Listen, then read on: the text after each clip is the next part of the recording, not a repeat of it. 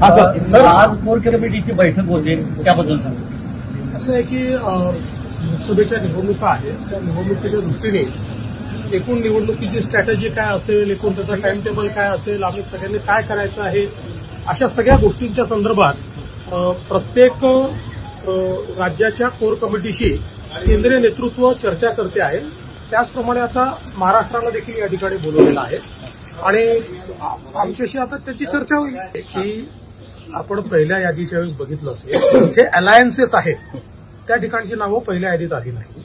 कारण अलायन्सेसमध्ये जे पक्ष सोबत अलायन्समध्ये असतात त्यांच्यासोबत चर्चा करून करायचं असतं. पहिल्या यादीमध्ये जिथे फक्त भाजप लढतो असे स्टेट्स त्या ठिकाणी आलेले आहेत. आता अलायन्सेसवाले स्टेट येतील, तुम्ही काळजी करू नका, तुम्हाला योग्य वेळी सगळी माहिती मिळेल. योग्य वेळी सगळ्या प्रकारचे जे काही निर्णय आमचे होतील ते तुमच्यापर्यंत आम्ही पोहोचवूच. खरं म्हणजे ही पतंगबाजी आहे. एक डिजिट मिळणार आणि अर्धेच मिळणार आणि एवढेच मिळणार.